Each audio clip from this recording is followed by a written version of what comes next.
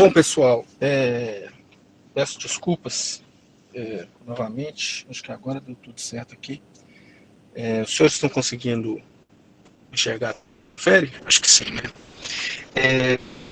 A aula de hoje é a nossa segunda aula da disciplina e, de maneira geral, o que a gente tem para tratar com os senhores aqui é o seguinte.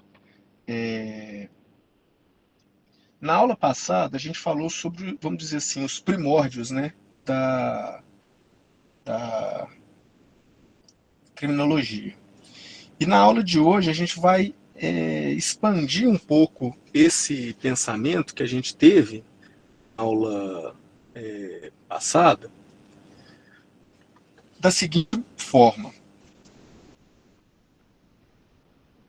Muito se falou na aula passada sobre variáveis inicialmente até genéticas, né, do crime, mas falou muito pouco sobre como que o meio social consegue interferir nessa situação de um possível delinquente, uma possível pessoa que comete crimes. E aí a gente fica se colocando na seguinte lugar de pergunta, né? Vamos dizer assim, o se está provado que o Lombroso, quando ele fez aquela proposição dele de que o crime era genético, não está certa, né? A gente sabe hoje em dia que não dá para falar que o crime é uma coisa genética. Mas alguns autores conseguem até hoje propor e deixar de maneira clara que então uma questão, vamos dizer assim, a questão que eu consigo entender como se faz. Então eu preciso, como pesquisador, nós da criminalidade, precisamos saber o seguinte: então quais são as variáveis sociais, institucionais que estão associadas ao cometimento do crime? Quando eu institucional, eu não sei se os senhores vão lembrar da aula passada, quando a gente falou do Durkheim. O Durkheim, ele propunha muito que as instituições eram a base fundamental de uma sociedade. Quando ele fazia um paralelo de uma sociedade funcional com um corpo biológico, os senhores vão lembrar que ele dizia que instituições, entre elas a igreja, a família, o trabalho, elas têm impacto em como uma sociedade funciona de forma sadia. Então, meu áudio está falhando? Perdão, pessoal.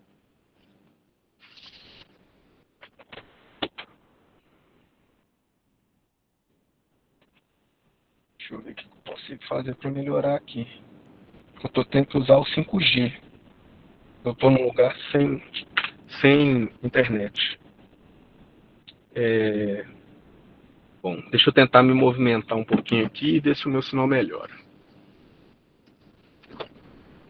Mas assim, o Durkheim, ele propôs que as instituições, como órgãos de um corpo humano, elas tinham influência em como essa determinada sociedade ia se portar.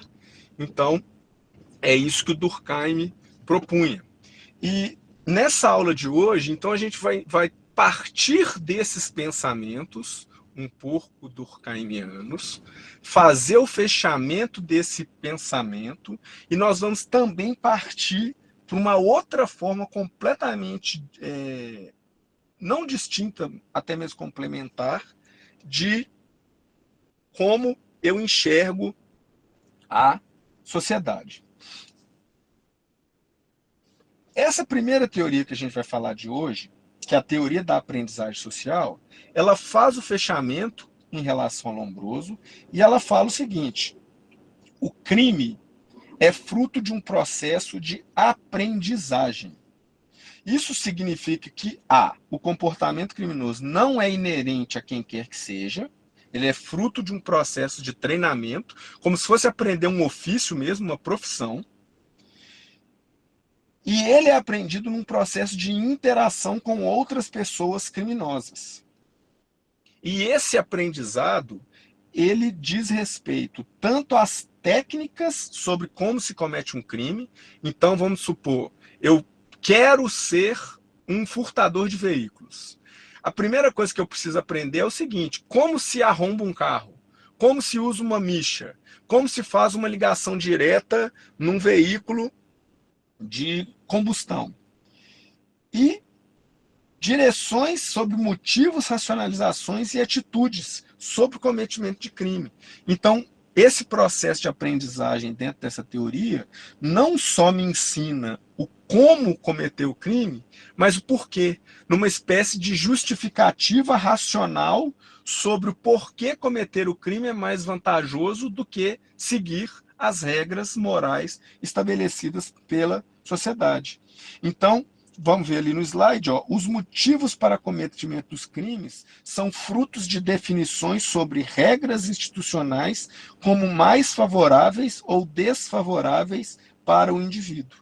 De maneira, então, que o indivíduo se torna um desviante, no sentido que ele se desvia da norma, devido ao excesso de fatores favoráveis à violação da norma em si, sobre definições favoráveis ao comportamento conformista. Então veja que todo o linguajar que o Sutherland usa, ele nos remete um pouco ao pensamento do Durkheim ali, né, no indivíduo conformista, aquele que está de acordo com as regras e normas da sociedade, só que ele já vai para um caminho mais de racionalização.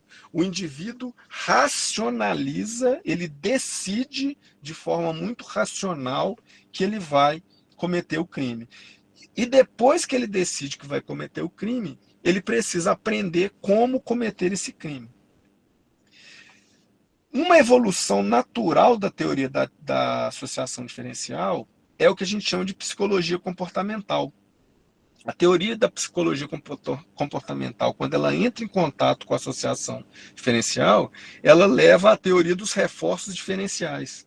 Ou seja, uma pessoa cujos laços com a conformidade, ou seja, com os meios para atingir os fins e os fins, lembra que é isso que é um indivíduo conformista? É aquele que entendeu que os fins da sociedade são, em alguma matéria, por exemplo, chegar lá, participar da classe média, ter um carro bacana, ter uma casa e, se tudo der certo, passar as férias em Carapebus, lá em Guarapari. Ele tem, se ele tiver laços com essa conformidade quebrados, ele ainda assim permanece apenas um candidato a cometer o crime. Então, mesmo que eu não tenha sido institucionalizado o suficiente, que eu não tenha tido introjetado em mim a institucionalização dos valores sociais, eu permaneço apenas um candidato ao cometimento do crime. E eu só vou me tornar de fato um desviante se eu estiver imerso numa sociedade em que haja uma recompensa para esse cometimento de crime que, na minha cabeça racional, vale a pena em relação aos riscos e às punições que eu posso sofrer por estar cometendo aquele crime. Então, quando eu digo que eu permaneço apenas um candidato, eu estou tirando aquela parte de uma teoria que a gente vê alguns sociólogos pregando, de que pobreza obrigatoriamente vai levar as pessoas a delinquir. Porque mesmo que eu estiver num ambiente em que haja estímulo para que eu não siga as regras morais, as regras sociais, ainda assim eu vou permanecer apenas um delinquente em potencial, exceto se eu tiver reforços psicológicos, ou seja, se eu achar que vale a pena, de alguma forma, cometer aquele crime. Isso lembra muito treinamento de cachorro, né? Obviamente, senhores, que a gente não está comparando aqui ser humano com cachorro, não é isso.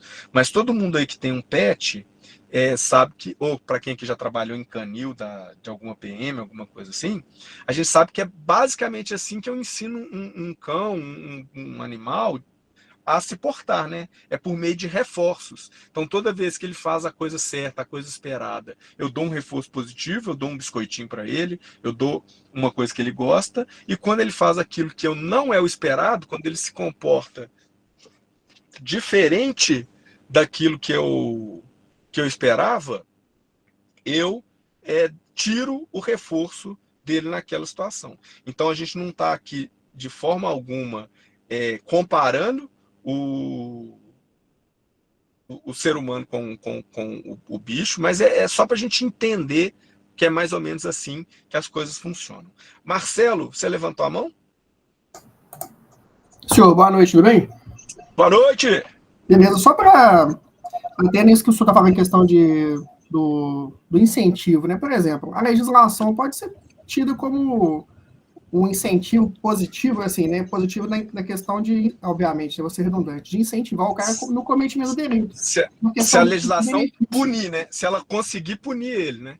Mas justamente esse é o meu ponto, porque, por exemplo, o cara hoje em dia ele pensa racionalmente. Eu vou sair para a pista, vou cometer o delito, só que na verdade a punição para ele é mínima. Então ele acaba tendo esse reforço de que ele pode cometer o delito, não?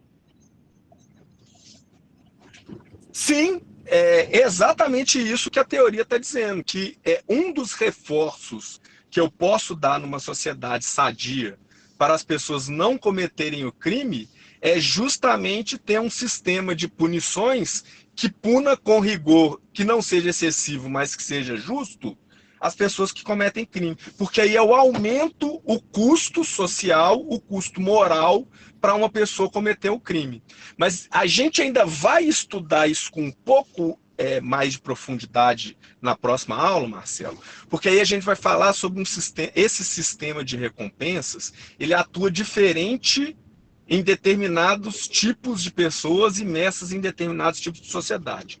Por que eu estou dizendo isso? Você está certíssimo em dizer. E aí a gente volta lá no Beccaria, né? Lembra da aula passada? O que importa não é a gravidade da pena, é a certeza da punição. Então eu não preciso ter pena de morte. Se eu tiver uma pena que o camarada fica preso, mas ele tiver certeza que ele vai ficar preso se ele cometer o crime, isso costuma ser mais útil na prevenção delitiva.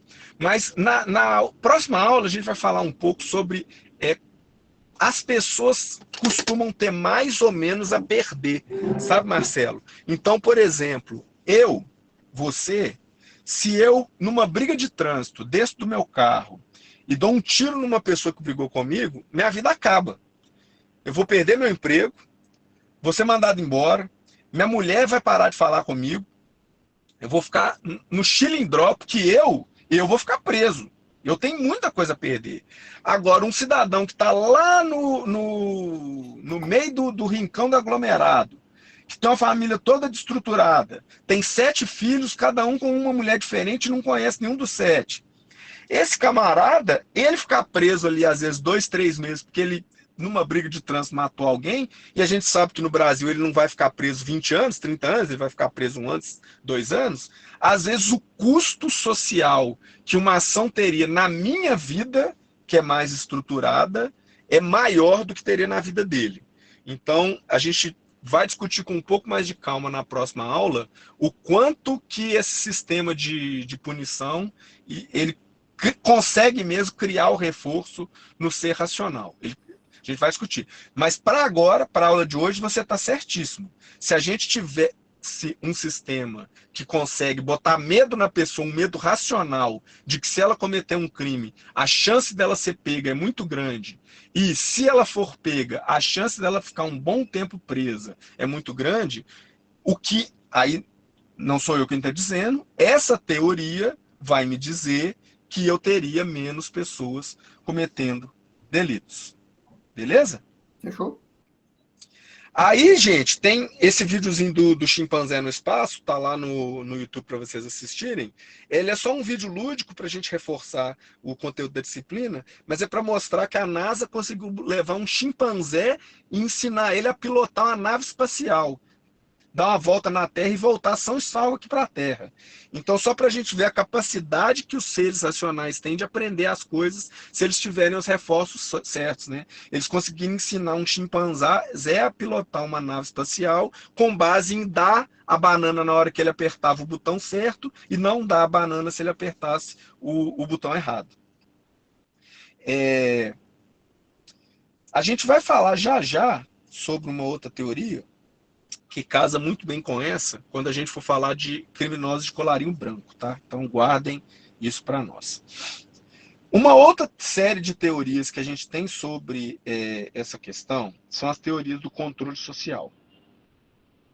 Ao contrário das teorias anteriores, então, se a gente for pensar no que o Durkheim estava falando, no que o Sutherland estava falando, eles estavam falando o seguinte: eu quero entender por que as pessoas cometem crimes. Porque eu parto do pressuposto que o comportamento esperado, o comportamento, vamos dizer assim, normal, né? O comportamento conformista, ele é o de não cometer crimes, o de aceitar as regras da sociedade e cumpri-las.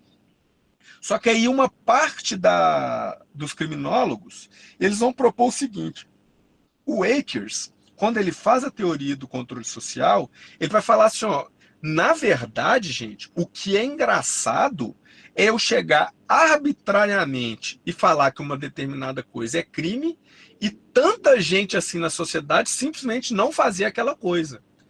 Então, ele propõe o seguinte: diferente das teorias que querem explicar por que as pessoas cometem crime, eu quero explicar por que diabos as pessoas não saem por aí cometendo crime. Já que numa vida natural de lei do ferro e do fogo ali, de todos contra todos, na luta robesiana, o esperado é que eu simplesmente tente me impor pela força e logo cometa crimes. Então ele vai falar o seguinte: o comportamento desviante é assumido como aquele com a maior probabilidade de acontecer na natureza. Nesse sentido, não é necessário uma disjunção entre os meios disponíveis e os fins almejados, ou mesmo um aprendizado técnico sobre como roubar um carro para que eu deixe de ser um candidato e me torne de fato um criminoso. Tudo que é necessário é a redução ou o enfraquecimento dos laços sociais que mantêm o crime e o desvio como opções indesejadas. Então, como eu estava dizendo agora há pouco tempo, a fortaleza dos laços sociais que eu tenho por ter uma vida estruturada são muito maiores do que um indivíduo que tem uma vida toda desestruturada. Então, essa teoria, como eu disse, deriva de uma visão robesiana da luta de todos contra todos e acha que a gente escolheu viver em sociedade, abrindo mão da nossa liberdade em troca de um pouco de sentimento de segurança. Assim, a moralidade é criada na construção da ordem social, atribuindo custos e consequências para determinadas escolhas e definindo algumas escolhas como más e outras escolhas como melhores. Então, eu crio quem prega essa teoria do controle social acredita que a nossa sociedade moderna é meio que um grande Big Brother em que eu tenho um sistema de prêmios para quem se comporta bem e punições morais, e aí eu não estou falando de punição no sentido de cadeia, no sentido de restrição da liberdade, mas punições morais. Lembra aquilo que eu disse? Que se eu cometer um crime, não é só a cadeia. Eu vou perder meu emprego, minha família vai ficar decepcionada comigo. Quanto mais eu tenho um incentivo social para não delinquir, menor é a chance de que eu cometa um crime. Enquanto que, vamos dizer assim, uma pessoa que já está no limite, que já não tem nada a perder, aquela pessoa tem uma facilidade maior de cometer crimes.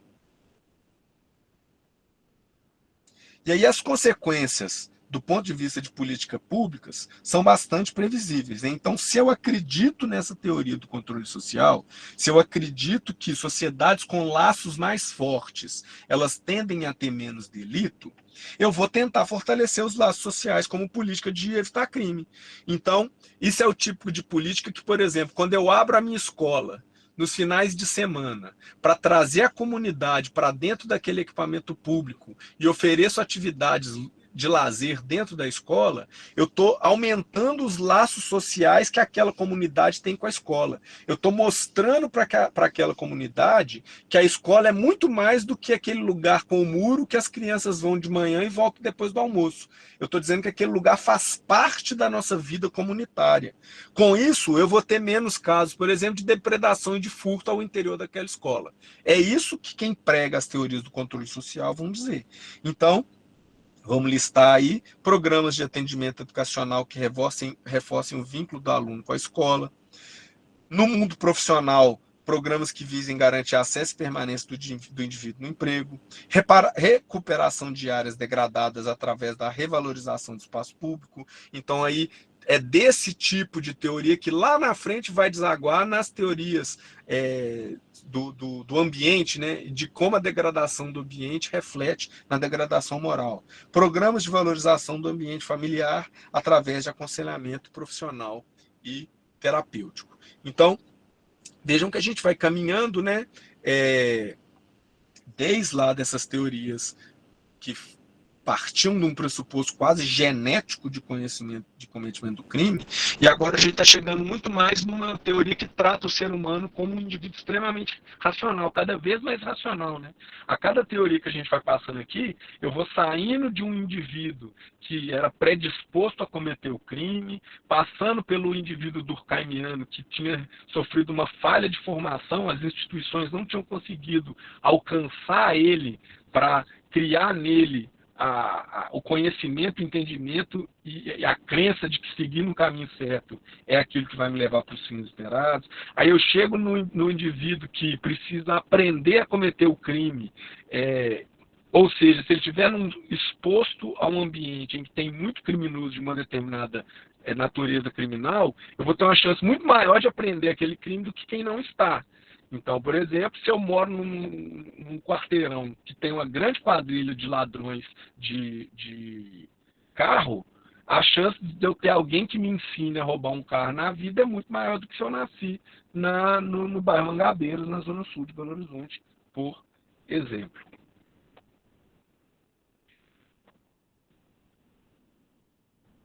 Ou seja, para a gente fechar, nessas teorias de controle social, uma criação familiar adequada, por exemplo, voltada para regras, limites e sem problemas de convívio social, seria um meio poderoso para a construção de autocontrole.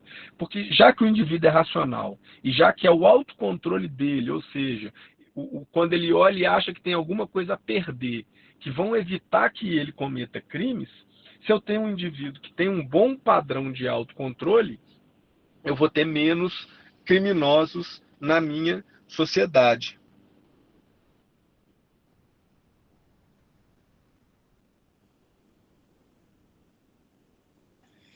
Qual que é o problema do autocontrole? O crime, ele providencia uma gratificação muito imediatista dos desejos. Ele permite também uma gratificação muito fácil e muito simples. Então, se eu tenho uma pessoa com baixa condição de autocontrole, uma pessoa que não sabe muito esperar um pouco para receber gratificações, dentro dessa teoria do controle social somada ao autocontrole, eu vou ter a probabilidade de um indivíduo que comete crimes. Porque, levando para o lado dos crimes sexuais, por exemplo, a gratificação é muito mais imediata para aquele estuprador que simplesmente não quer passar pelo momento da conquista romântica. Ele só quer a gratificação sexual.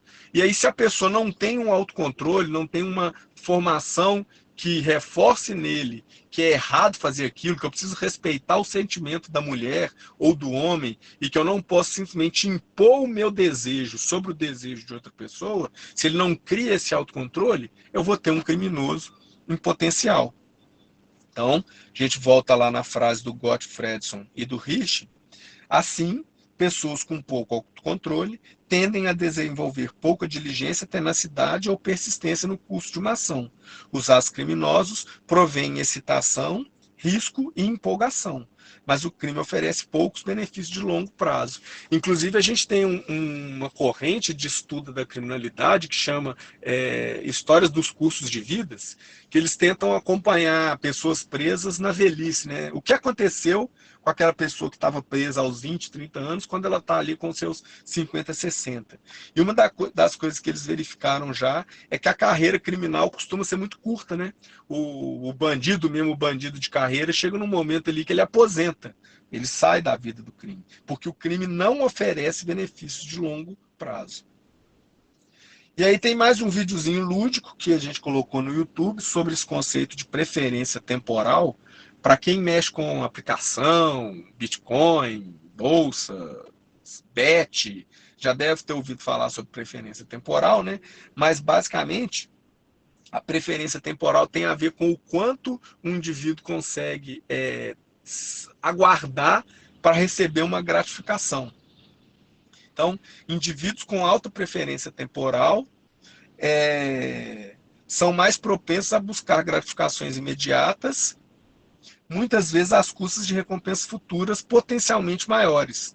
O que o vídeo lá mostra para nós, no teste do marshmallow, não sei se alguém chegou a assistir o vídeo, mas é que você tem crianças, e esse experimento está sendo feito ao longo de várias décadas com várias crianças, então eles têm uma base gigante de conhecimento com esse teste. É um teste até simples, meio até pueril mesmo. Você pega lá uma criança, oferece para ela a seguinte proposta: eu tenho para você duas condições. Você gosta de, sei lá, marshmallow? Ou você gosta de bombom laca? Não importa. Você gosta de uma bala chita? Não importa. O tio vai te dar duas opções. Você pode escolher receber uma bala agora, ou você pode escolher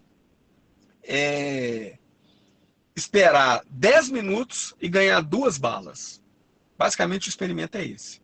E aí o que se viu ao longo dos anos é que crianças que têm uma preferência temporal diferenciada, ou seja, as que conseguem aguardar 10 minutos para receber a gratificação de 2 doces, em vez de receber um doce sem esperar nada, lá na vida dela adulta, você vai ver que as que tiveram, as que conseguiram aguardar, as que tiveram mais autocontrole, a vida delas tem um monte de sinalizações diferenciadas no sentido de que geralmente, se elas estão casadas, elas não divorciaram, geralmente elas nunca foram presas, geralmente elas não tiveram um abuso muito forte com álcool ou com drogas. Então, só para mostrar, esse vídeo mostra como que o autocontrole age desde a infância nessa formação do nosso caráter, né? Então, continuando, falta de diligência e persistência, avaliação limitada de consequências futuras, racionalização de comportamentos delinquentes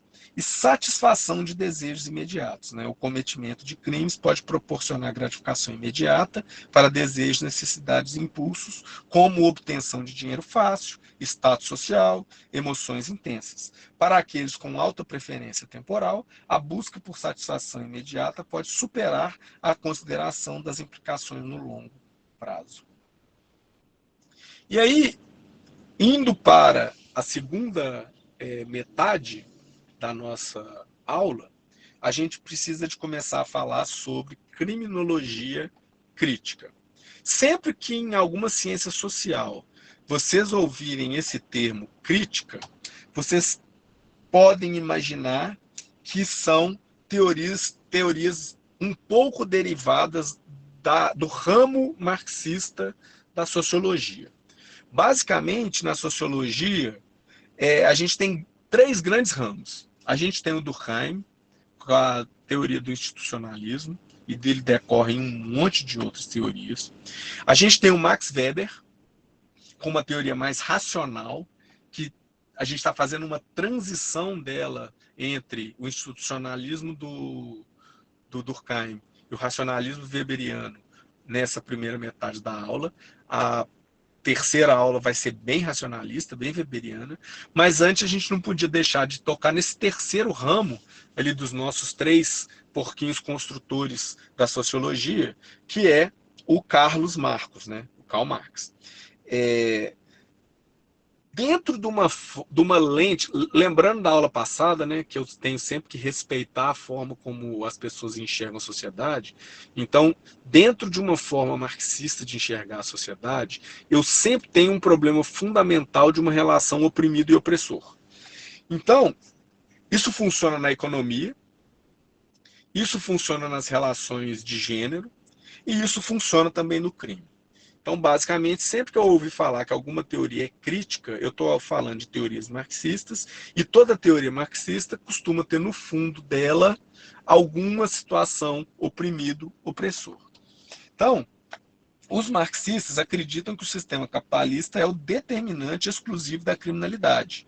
Sobre essa perspectiva, o crime pode ser eliminado desde que eu elimine as classes sociais. Então pensem comigo, se eu sou um marxista e eu acredito que todos os problemas do mundo são causados pelo capitalismo e pela opressão da burguesia em relação à classe trabalhadora, no dia que eu chegar no estado utópico e não tiver mais a divisão de classe na sociedade, eu não vou ter mais crime.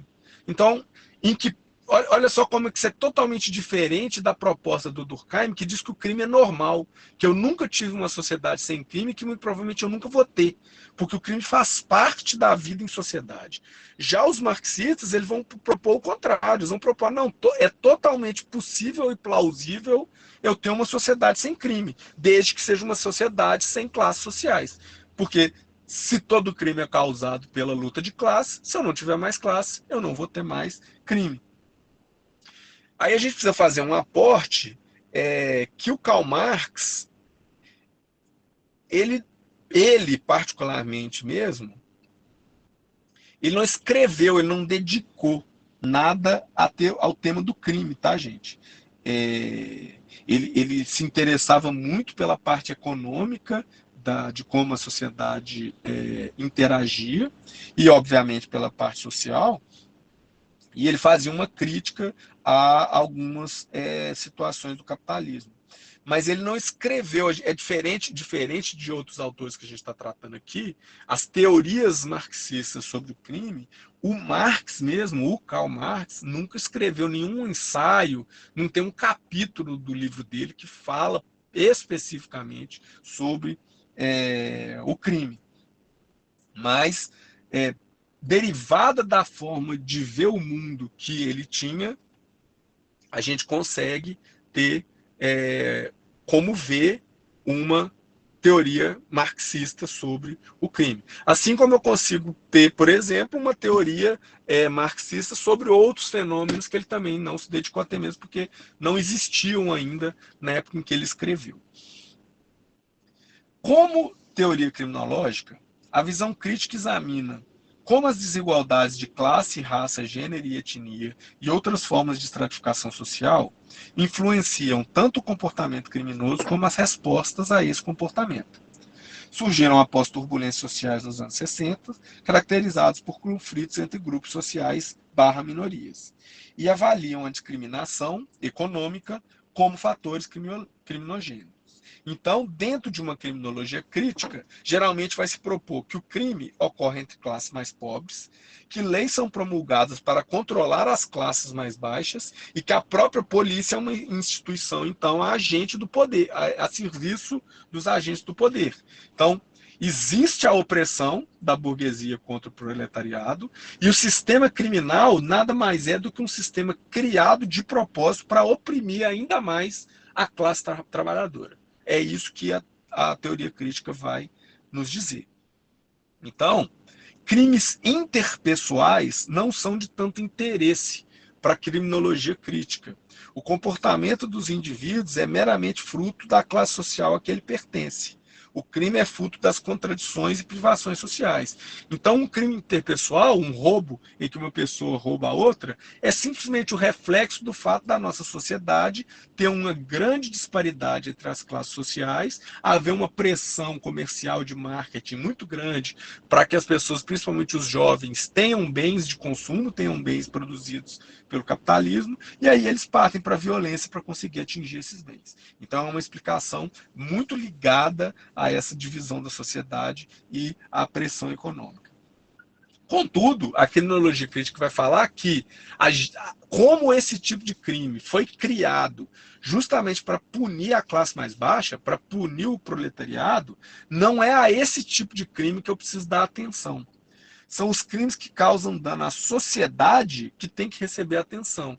E é por isso que os defensores da criminologia crítica vão dizer que, na verdade, eu tenho que desencarcerar a população que está presa por crimes interpessoais, porque esses crimes não são de tanto interesse em serem combatidos, e eu tenho que começar a tentar encarcerar os autores dos crimes corporativos, de colarinho branco, os grandes corruptores da sociedade, os crimes políticos, os crimes de guerra, os crimes ambientais. Então é por isso que esse ramo da criminologia, via de regra, se dedica muito ao combate a esses tipos de crimes, né? Crimes ambientais, crimes corporativos. A gente teve no Brasil o surgimento há cerca de 20 anos atrás do crime cometido por uma pessoa jurídica, né? Isso não existia essa figura até há muito pouco tempo atrás no Brasil, por exemplo. E aí a gente chega no Foucault. O Foucault era uma pessoa que bebeu do pensamento marxista, só que ele sim, ele falou muito sobre as relações de poder na sociedade e logo ele escreveu alguma coisa assim sobre como o crime era fruto dessas estruturas de poder. Então, o Foucault, como um bom marxista, analisava a sociedade dentro da ótica do opressor e do oprimido, e ele falava muito sobre relações de poder. Se a gente lembrar daquela cena do filme Tropa de Elite 1, que tem um policial militar lá, um aspirante recém-formado, tendo uma aula de direito penal na faculdade, lá na PUC, no Rio de Janeiro, se vocês derem pausa no vídeo e prestarem atenção, o que o professor está dando a aula de mentirinha lá para os atores lá é sobre o crime e o poder em Foucault. E aí ele tem esse livro famoso dele, que é o Vigiar e Punir, né?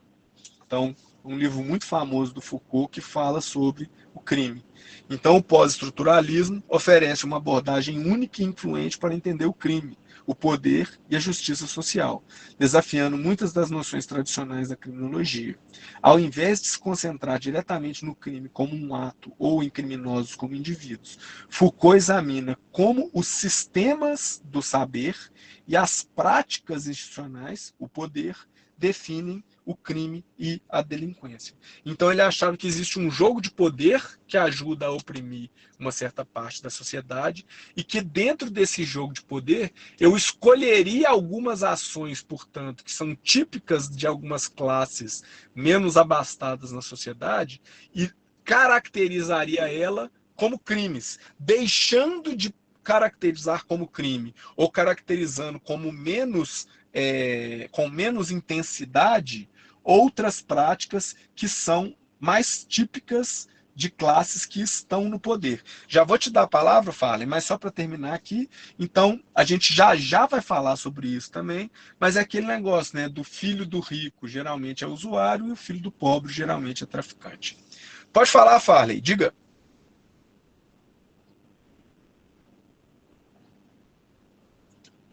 Farley, você tinha levantado a mão?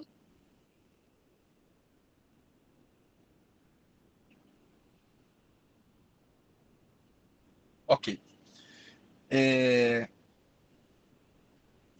Essa abordagem do Foucault embasa a análise de que como certos comportamentos são criminalizados e como identidades são moldadas e estigmatizadas pela justiça criminal. Como alternativas à punição tradicional, como a justiça restaurativa, podem oferecer caminhos para uma sociedade mais equitativa. Então a gente vê que, se a gente for pensar em vários discursos que a gente vê na nossa sociedade brasileira atual, a gente consegue identificar esse discurso do Foucault nesses pensadores da criminologia do Brasil. Então, eu entendo como certos comportamentos são criminalizados e logo eles podem ser descriminalizados. Eu entendo como a identidade de uma pessoa pode ser extremamente moldada e estigmatizada pelo fato dela já ter passado pelo sistema criminal. E aí, gente, a gente já vai falar sobre as possíveis críticas que se pode fazer ao pensamento do Foucault, mas assim, de fato, uma parte da teoria dele faz um pouco sentido. Então a gente tem inúmeras pesquisas que mostram que um indivíduo que passa pelo sistema da justiça criminal como menor, ele tem uma chance muito mais alta de quando adulto cometer um crime de novo do que alguém que nunca passou pelo sistema da justiça criminal como criança. ou como adolescente. E aí a gente vê essas propostas de alternativas à punição, né? Então todo esse direito restaurativo, substituição de pena, sursi, prisão domiciliar em substituição do regime semiaberto e aberto, tudo isso são propostas que, se a gente for estudar com calma, lá na raiz delas, a gente vai identificar que elas têm origem no pensamento do Michel Foucault. Um termo que, de vez em quando, lendo sobre Foucault, os senhores podem se deparar, é o panoptismo. O panóptico de Bentham era uma forma que foi considerada, na época moderna, de se construir um presídio, porque eu teria uma situação em que, dentro desse presídio, o indivíduo acharia que estava sendo vigiado o tempo todo. É isso que é o panóptico. Eu vou mostrar uma foto de um presídio panóptico aqui, né? Então, na imagem da direita, a gente tem aí o panóptico, o presídio, que o Bentham propôs, que era um tipo de presídio em que o preso nunca sabe se ele está sendo vigiado ou não. Então, por via das dúvidas, ele passa a se comportar como se ele sempre estivesse sendo vigiado. Basicamente, é isso que o panóptico de Bentham significava, né? Então, inspirado na arquitetura do panóptico de Bentham, Foucault usa o conceito para ilustrar como o princípio da vigilância constante se torna internalizado pelos indivíduos, levando-os a se autorregularem. Então, se eu tenho uma sociedade em que eu acho que a todo tempo eu estou sendo vigiado e qualquer ação minha pode ser interpretada como crime, eu passo a eu mesmo me autorregular e me portar da maneira como os poderosos daquela sociedade ditaram que eu tenho que me portar. Essa ideia é particularmente relevante na criminologia para entender como as instituições de justiça criminal, como prisões e sistemas de vigilância, exercem controle e influenciam o comportamento. Então, aqui na figura da esquerda, eu já tinha falado do panóptico à direita, mas a gente tem as punições em praça pública que a gente tinha antigamente, né, em que as pessoas eram instadas a ver a todo momento que quem cometesse crime poderia ser detido e preso e punido. Aí, como eu havia prometido para vocês, né, Foucault falou, mas não falou livro de críticas. As teorias de Foucault sobre o crime, o poder e a governamentalidade, embora influentes, não estão isentas de crítica. Criticam o enfoque excessivo que ele dá no exercício do poder. Ele concentra-se mais nas instituições e práticas de poder que definem ou regulam o que é considerado criminoso e não no criminoso em si. Ele, via de regra, sugere que os indivíduos têm pouca capacidade de resistir à influência das instituições e discursos dominantes na sociedade. E uma grande crítica que é feita ao pensamento do Foucault no Vigiar e Punir é que ele apresenta a crítica dele à sociedade, ou seja, ele faz a análise descritiva do problema que ele vê, mas ele não faz uma análise propositiva do que mudar para que a gente alcance uma sociedade melhor. Então, a falta de prescrições práticas sobre como mudar são sentidas, a falta dessas proposições são sentidas na obra do Foucault, no sentido de que ele identifica um problema, mas ele não identifica o que fazer para reduzir ou mesmo acabar com esse problema. E aí a gente chega numa aplicação bem moderna das teorias marxistas e especialmente das teorias pós-estruturalistas dentro delas, que a gente tem muito forte no Brasil. Existe uma corrente muito forte que trabalha com esse pensamento criminológico no Brasil, que é a teoria do etiquetamento, também chamada de teoria dos rótulos ou labeling approach, que é o nome dela em inglês. Então, sempre que os senhores ouvirem em criminologia, em discussões criminais, as expressões etiquetamento ou rotulação, ou labeling em inglês, nós estamos falando da teoria dos rótulos. A teoria dos rótulos, ela vai fazer uma proposta muito simples para nós. Ela vai falar o seguinte: dentro desse conceito de que as estruturas de poder definem o que é crime, eles vão fazer uma pergunta para nós que é o seguinte: uma coisa que é crime numa sociedade só é crime porque alguém definiu o que é crime. Tirando talvez homicídio, que quase todas as sociedades do mundo têm alguma forma de previsão criminal que restringe a prática do matar outro ser humano sem ter uma justa causa, mas tirando isso, quase todo outro crime, ele simplesmente é crime porque alguém, e aí a gente tem a foto, no caso do Brasil, dos nossos representantes democraticamente eleitos, alguém decidiu que aquilo ali é crime. Aí nesse slide aí a gente tem um exemplo que é bem significativo, né, gente?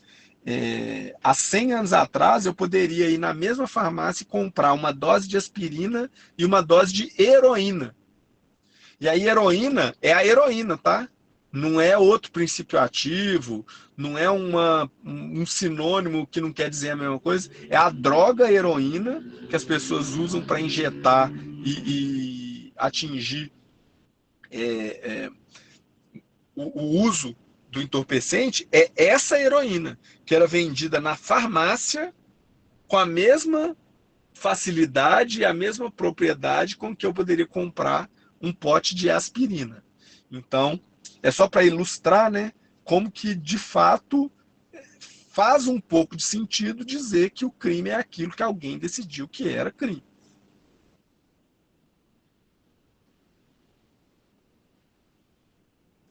Então, o Labeling Approach opera como uma ponte empírica entre o marxismo e o pós-estruturalismo e mostra como as estruturas de poder Marx e os discursos institucionais Foucault operam na prática cotidiana da rotulação e da seletividade penal.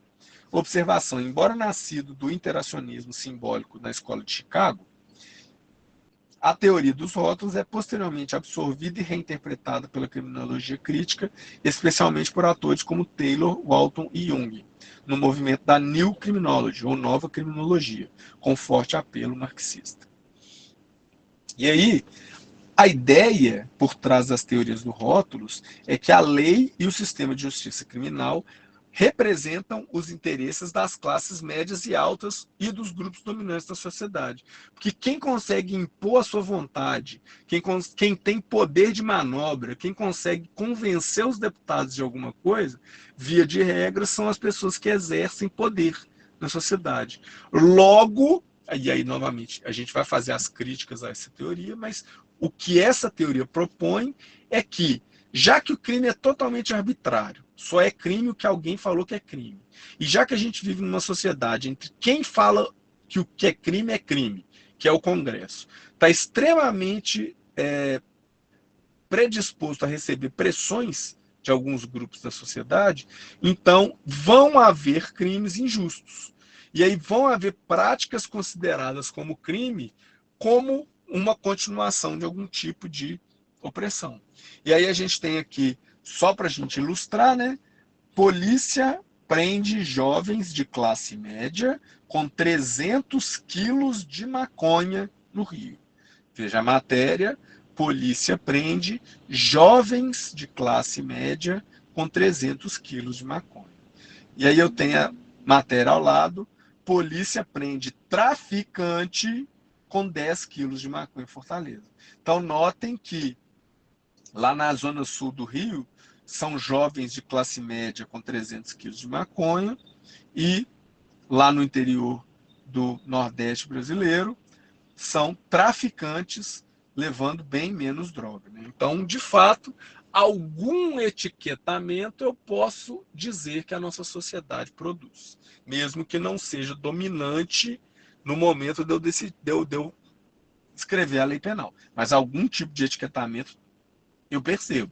Então é isso que essas duas matérias jornalísticas tentam propor para nós. E aí eu tenho o que a gente chama de seletividade penal, que é, de acordo com a teoria dos rótulos, destacam-se dois momentos em que ocorre o etiquetamento. Então eu tenho o etiquetamento no momento da elaboração da lei, então eu torno crime, no sentido abstrato, condutas que são mais típicas de uma determinada classe social do que da classe rica. Então, por exemplo, pichar muros. Pichar muros é um comportamento delinquente típico dos membros das classes baixas. Logo, eu vou tornar crime e vou dar uma pena muito alta no crime de depredação por pichação, por exemplo, num país hipotético. Por quê? Porque assim eu vou estar criminalizando as condutas que são típicas daquela classe mais oprimida. Mas ele acontece também no momento da efetivação das normas. Então, eu crio uma norma que naturalmente já está mais propensa a enquadrar pessoas de uma determinada classe social e, posteriormente, os operadores da lei, a polícia, o Ministério Público, os juízes, ainda vão passar por um segundo momento de etiquetamento em que eles, por motivos estruturais, vão sempre estar predispostos a achar que os membros dessas classes inferiores estão mais propensos a serem culpados das coisas que eles forem acusados. Além do mais, parece claro que sempre existiram certos graus de seletividade punitiva, sendo mais claro ainda que quanto mais aberta, igualitária e tolerante é uma sociedade, as diferenças do tratamento repressivo entre iguais e estranhos ou inimigos se atenuam.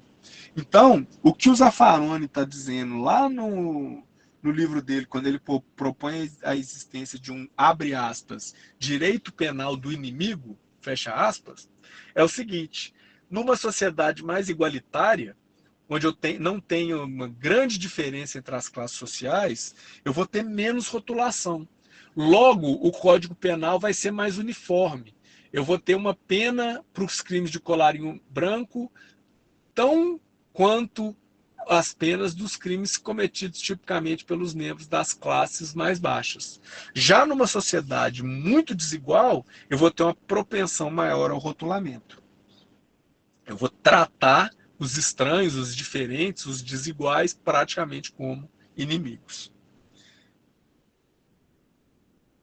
E aí a gente traz uma crítica, afinal, né, à teoria dos rótulos, porque uma das principais questões que a teoria dos rótulos propõe no Brasil, especificamente no Brasil, é o desencarceramento em massa.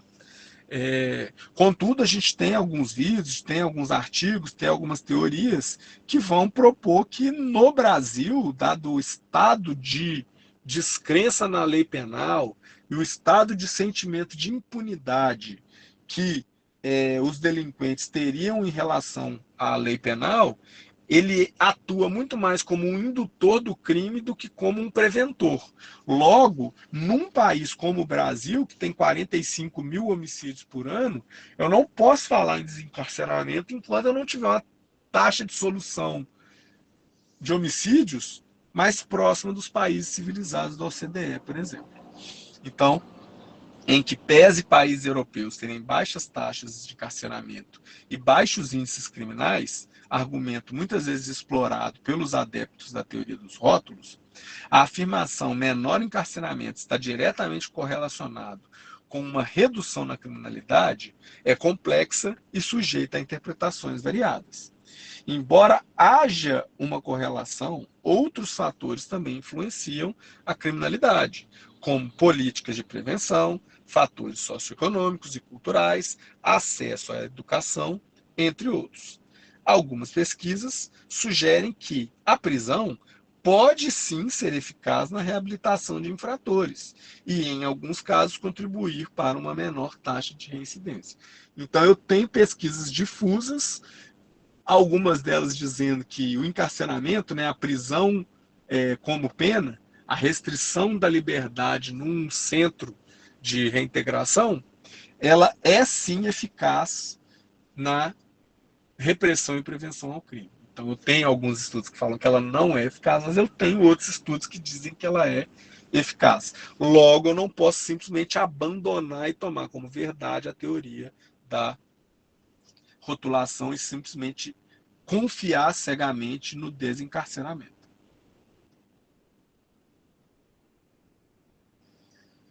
Aí eu tenho uma lista de artigos aí, né? Um artigo científico que demonstra que detentos que recebem educação tiveram a probabilidade 43% menor de reincidência do que aqueles que não fizeram. Então, só para mostrar que tem outros fatores, né? Não é o encarceramento ou desencarceramento. Estudar na prisão pode influenciar na reincidência penal. Um outro estudo que demonstra que manter pessoas presas, mas com penas menores, tem menor efeito do que colocar criminosos em prisão domiciliar. Então, é um estudo bem bacana que vai mostrar que é mais eficaz na prevenção ao crime eu transformar uma pena de 2 anos de reclusão numa pena de 3 meses de detenção do que transformar isso numa pena de prisão domiciliar. E o argumento da certeza da apreensão e da punição possui efeito dissuasivo significativo. Então, que é o que a gente chama de deterrence, né, em inglês. E aí, para terminar essa nossa crítica à teoria dos rótulos, a gente sempre fala sobre o problema da devolução do carrinho de compras no supermercado. Como que essa pergunta filosófica funciona quando eu estou estudando criminologia, né? Devolver o carrinho de compras depois que eu carreguei minhas compras do caixa do supermercado até o porta-malas do meu carro é uma situação que, se todo mundo fizer, o mundo vai ser um lugar melhor. Filosoficamente falando, se todo mundo que levar as compras no carrinho de compra até o porta-mala do seu carro, deixar o carrinho lá, do lado de onde seu carro estava estacionado, com menos de meia hora o estacionamento do supermercado fica impraticável, fica impossível de ser usado. Então, é filosoficamente fácil de identificar que, muito provavelmente, a regra moral vai nos guiar a, toda vez que eu termino de levar as compras para o porta-malas do meu carro, eu retornar de volta aquele caminho todo que eu percorri com o carrinho agora vazio e colocá-lo de volta lá naquele mesmo espaço, naquela mesma baia onde eu peguei o carrinho de compras. Qual que é a grande questão? Não tem punição nenhuma para quem faz isso. E também não tem muita recompensa social, moral. Ninguém fica te dando uma estrelinha, um parabéns, porque você devolveu o carrinho de compras depois que você fez as suas compras. Logo, isso fica muito dependente do quanto aquela pessoa naquele momento está aderente ou não a ser uma pessoa que ajuda o mundo, né? Que ajuda os outros, que faz as coisas para deixar o ambiente melhor para o próximo e não para ela mesma. Então,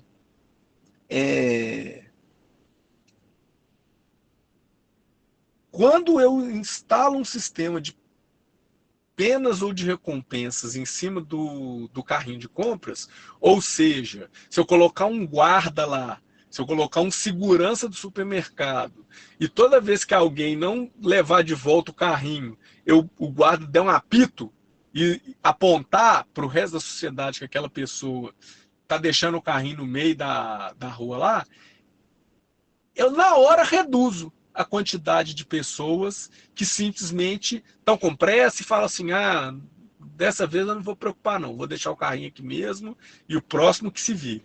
Então, esse experimento filosófico rápido que a gente acabou de fazer aqui em 2 minutinhos é só para a gente entender, será mesmo que punição por uma coisa moralmente errada não ajuda a reforçar a regra e não ajuda mais pessoas a cumprirem aquela regra? Então, assim, o que os críticos da teoria dos rótulos falam é que, ok, existe rotulação, existe a rotulação prévia no momento de escrever a lei penal. A gente deu o exemplo lá de como que a aspirina, usar heroína não era crime. Existe um movimento de rotulação na aplicação da lei penal, depois que a lei já está pronta. Então a gente viu o exemplo lá dos jovens de classe média com 300 quilos e dos traficantes com 10 quilos. Mas é um pouco difícil de eu conseguir provar que punir bem, de forma bem feita, punir com qualidade e não com excessividade, mas punir com qualidade a ação errada, é muito difícil eu conseguir rebater que isso reduz o crime. Porque é muito contraintuitivo partir do pressuposto contrário, que com menos punição a uma atividade considerada ilícita, eu vou ter menos gente fazendo essa atividade ilícita. Até mesmo porque, se o crime é uma questão subjetiva que foi escolhida pela sociedade de forma arbitrária para ser crime, eu vou ter um monte de pessoas que não está institucionalizada em relação a essa norma, por exemplo, se a gente for pegar o Durkheim, e que vão precisar de um fator externo para aumentar a capacidade de autocontrole dela em relação a esse delito, por exemplo. Então, os críticos da teoria dos rótulos sempre vão nos dizer isso, né? Que é um pouco complicado eu simplesmente partir do pressuposto que menos punição vai ter uma correlação com menos crime lá na ponta. Alguém quer falar alguma coisa? Alguém abriu o microfone? Ok. E aí, pessoal, para a gente encerrar, na próxima aula a gente vai falar sobre um terceiro ramo de teorias criminais que tem uma pegada mais de como o ambiente, então vamos ver ali, ó, variáveis socioterritoriais influenciam na violência e no crime. Então a gente falou na primeira aula sobre teorias que tentavam identificar como os fatores genéticos inicialmente e depois os fatores de como os valores surgem na sociedade influenciavam no crime. Nessa aula de hoje a gente discutiu como a sociedade, a forma como ela funciona e como o indivíduo, como um sujeito racional, podem acabar surgindo como fatores que criam o crime. E aí, na próxima aula, a gente vai falar sobre esse ramo das teorias criminogênicas que estudam como o território, como a geografia, como a ecologia influencia no crime. E é por isso mesmo que essas escolas geralmente chamam-se escolas ecológicas do crime, né? Elas tentam identificar que o ser humano vive num habitat, assim como de fato é um mamífero, né? Então, o crime pode ser fruto desse habitat que o ser humano construiu para ele, que ele vive e que ele desenvolve as suas atividades. Então, na próxima aula a gente vai falar muito sobre isso. E aí isso vai dar naquela teoria, por exemplo, das janelas quebradas, que os senhores já conhecem. Isso vai dar naquela teoria das oportunidades ou do triângulo do crime, né? Que os senhores também já ouviram falar, mas todas são teorias que tentam colocar como um dos fatores que eu tenho que levar em conta para tentar entender o crime, também o ambiente físico, e não só o indivíduo, mas o meio social em que ele está imerso. Então, na primeira aula, a gente discutiu muito o indivíduo, nessa segunda aula, a gente discutiu o indivíduo e o meio social, e aí na próxima aula, a gente vai juntar o indivíduo, o meio social e o meio geográfico, o meio físico em que ele está imerso para desenvolver as atividades delituosas e criminais. Bom, pessoal, o que a gente tinha para passar para vocês hoje era isso. Pessoal, era isso então. Um abraço para vocês, boa noite, até a próxima.